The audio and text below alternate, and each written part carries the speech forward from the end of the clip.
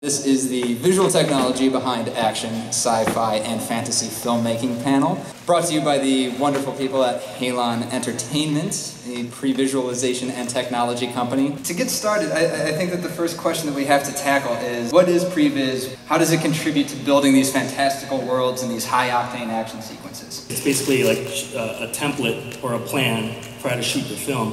A lot of times, we've got the script already, and directors have certain visions for things, but it's really just trying it out and trying the scene out in full CG, edited together, and trying to see if the stories work. It's a lot cheaper to do it in a room of like 12 people with virtual characters and just kind of, letting the story come out with each iteration than it is to, be spending hundreds of thousands of dollars an hour on set and exploring that way. How early on in the process does the previs team get invited to start working? I think it changes a lot. I mean, I love the last show that I was on. I mean, our previs dictated what the script or the screenplay written was actually going to do. So it changes all over the board. You can start with previs or a beat sheet of ideas, and then we'll build our assets from those digitally, like on a low-level video game, and then we'll we'll animate this stuff out, or now starting to use motion capture for it, and then get in front of them, and then we're editing like on the fly without real footage, and the ideas there. Is it common practice for previs artists to do location scouts, or to hang out with the production designer as sets are being built, or just to be on set during a production, during principal photography? We do go on set quite a bit. I've been in 118-degree heat in New Mexico. I've been in London for months. Sometimes you just have to go on set, and the sequences that are being shot are still not completely conceived. Nobody quite knows what the director is going to be shooting the next day. So you're literally working right ahead of them, saying, okay, is this what you want to shoot? Yes or no, make changes, stay up all night, and then when everybody wakes up the next morning to do the shoot, they can look at a picture and say, this is what I want to do, and they can go in and shoot it. In broad strokes, what were some of the first things that you did with director Peter Berg and the cinematographer? First Contact was the first scene that I ever did on film.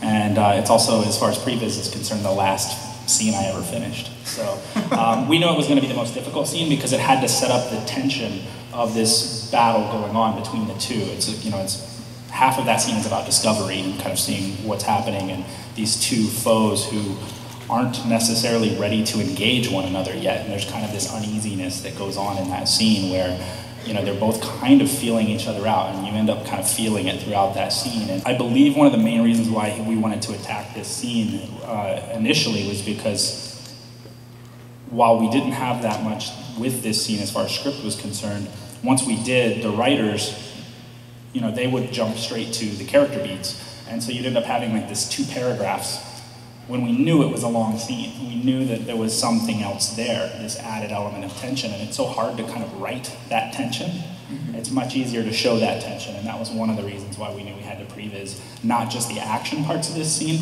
but everything that led up to the action as well. Patrice, you've been too quiet. What's the craziest previs story that you can tell us? When Dan was in London on World War Z, I woke up to an email, 7 a.m. my time, and him IMing me, needing like 7 artists to start like that next morning to get going. So it was madly texting a bunch of people, and then boom, like by 9:30 or 10 that morning, he had a huge crew at the office going. I went to London for a 3-day location scout and did not come back for 6 months. So Patrice had to kind of wrangle that. So we were just shipping all kinds of stuff to him, pairs of shoes and clothing, and I think at one point chips and salsa because he missed that. So. Yeah, there's no Mexican food in London. Did we get you underwear, or were you good? Yeah, I got a suitcase. I got a care package. His girlfriend packed that. There's no Twizzlers in the movie theaters either. Considering how previs has evolved in recent years and in the decades that it's been around, where do you see it going from here? How is this going to continue to change and become even more ingrained in the filmmaking process? Well, if you look at a lot of video games these days, the shading and the lighting and the shadowing and everything's starting to look a lot more realistic. So, as previs has evolved, it was just on a 3D animation piece of software. Now, we're using Motion Builder which is another similar piece of software, but it deals with the motion capture stuff. But it has a beautiful rendering engine, and I think it's going to be going more into video games, plugging in, you know, getting motion capture to work inside video games. Once that's embraced, I think, you know, it's one direction I think you could go. We are starting to be much more involved with everyone else within filmmaking. So I think as that continues, we just kind of become more of the entire process as well. And we sort of end up being this throughput between the director and the DP and the production designer and art director. And the more that happens, everyone's on the same page. So your product just gets better, which is why I think that's where our future is headed. I think it'll get to the point where you might actually be asked to go to a screening of a film that is actually all previs before the studio actually pulls the trigger to make the film. I think in the next 5 years we might start seeing that. The quality's getting high enough, we can do it fast enough, and the movies are so expensive and so intricate that spending $250 million on a film that you're not sure is going to work just cannot be done anymore. And we're helping to make those decisions.